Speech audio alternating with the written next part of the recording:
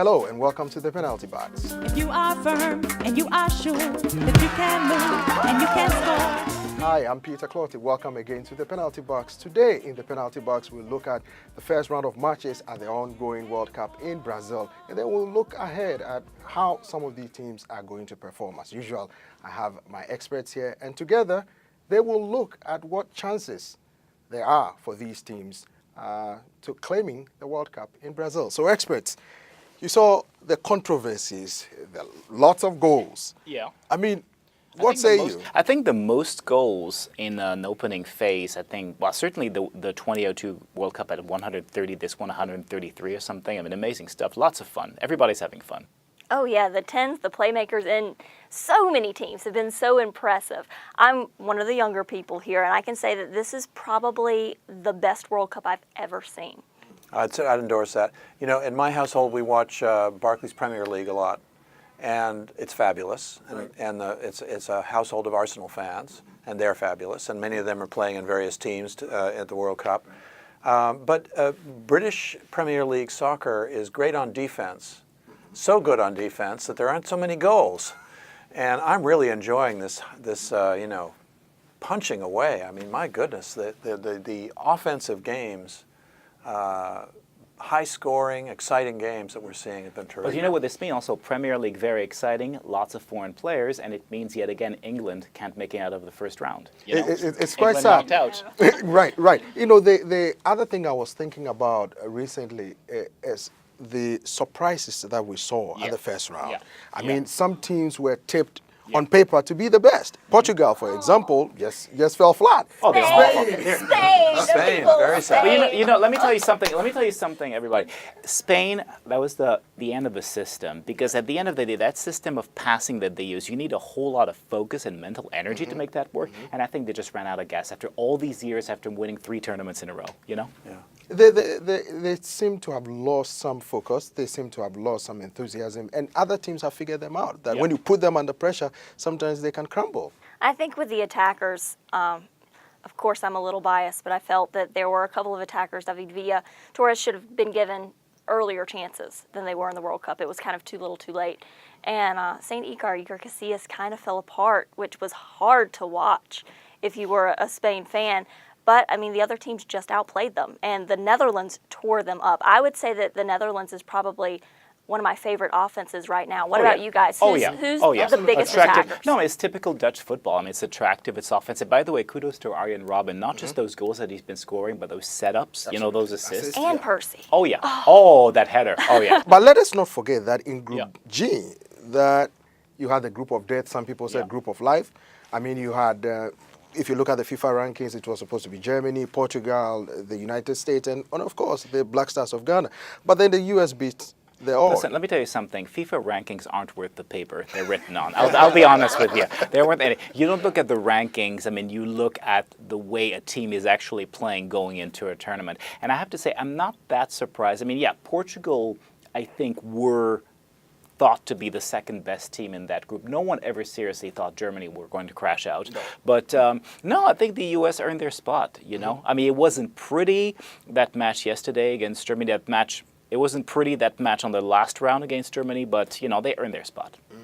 And I don't think anybody's complaining with the low goal scoring that they had, because they were playing in such crazy weather. Yeah. I mean, just to get there, you had to go through rain this high. But if you look at what is happening, the South American teams appear to be doing extremely well. I mean, they know the terrain, the weather is favorable to them. They're really giving people a run for their money. Well, they also seem to have a home team advantage. All of them. I know, right? I mean, the people are coming from all over Latin America. Right. Clearly, there's a big audience from Colombia in that stadium, even though it's Brazil. Right. And for some of the other teams, too. The other thing is the Latins are rooting for each other. Yeah. They'd rather have another Latin team win than someone from somewhere else in the world. So there's a lot of kind of crowd enthusiasm that you hear in the games for the Latino team.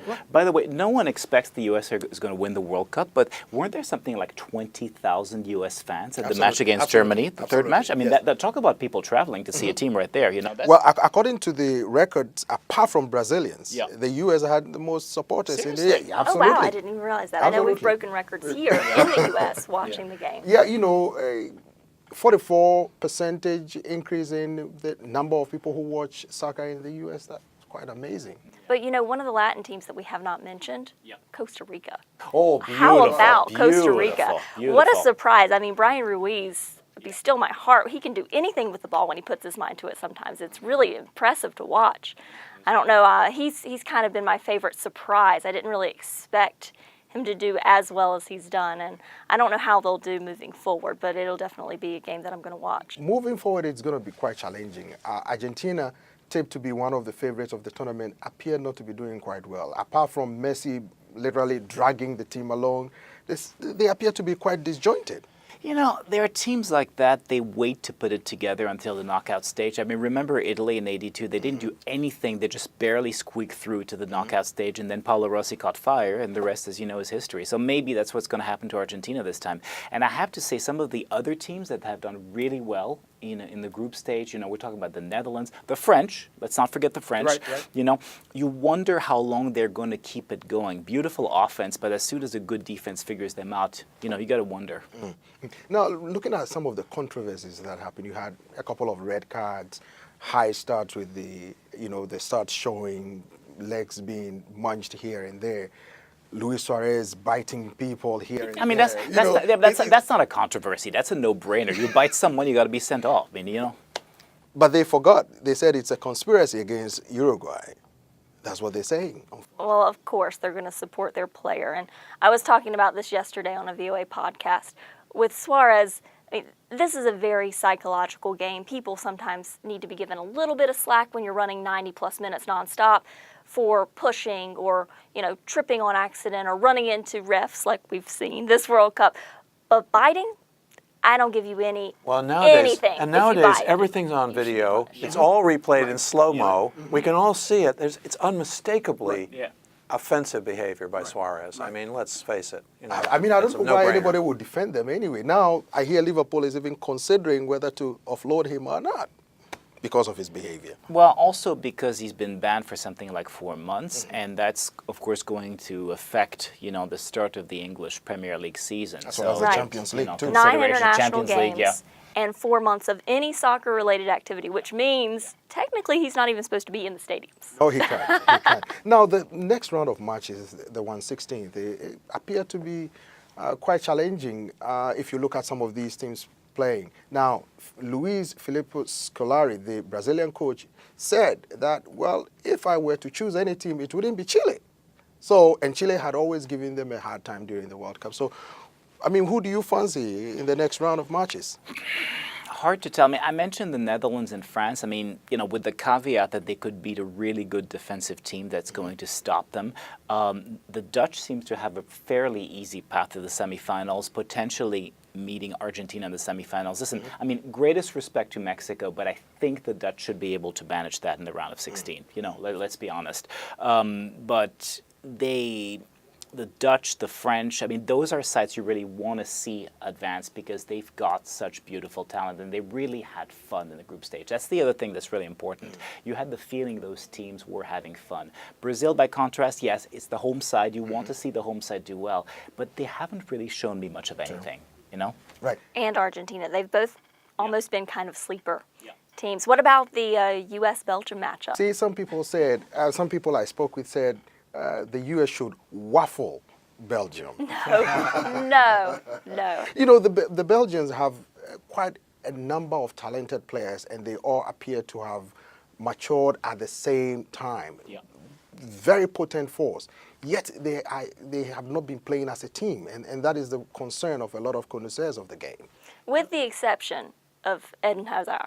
I think he's been playing I know, team I ball know, as much as he, I mean, he's my guy. I think he's great, but he's had 2 assists so far, I think, this World Cup. He hasn't scored yet, and maybe that has something to do with not playing as a gelled team. But I think the U.S. has a really difficult matchup. You know, it's doable. I mean, you're right. I mean, they've I got think it's beautiful doable. talent. Yeah, Tough, but Yeah, I agree. Yeah. It's anybody's game. It's a coin toss. Yeah, I can't say anything. Well, I It's- always think- say that, you know, in football, you cannot take your opponent for granted, because on a given day, some teams gel well and they will be determined to say, we are not losing today, and you find yourself into trouble. So, David, tell me, which team are you supporting at the World Cup? Hey, I'm the VOA director. I have to be for the United States of America, don't I? Right. But if we should be eliminated, heaven forfend. Actually, I was reading an article yesterday in the newspaper, and this guy, who's I guess a new arrival to soccer fandom, said, who should I root for? Well, if America goes, I'm going to root for Nigeria. And he said, I'll tell you why. Because of the happiness quotient. You got 173 million football-crazed fans in a country that, you know, is poor and has many difficulties and has a Boko Haram in the north and whatever else. They need something to cheer about. And you know what? They're not a bad team either. So he said, I root for them. And I guess I do too. That's good to know. And, you know, Algeria is also pulling a few tricks here and there. I mean, who knows what will happen to them? Yep, totally. No, very respectable side. They had a very impressive win against South Korea, I think it was, 3-1. So glad that they made it, you know, to the round of 16 after the heartbreak of 2010. Let me tell you something.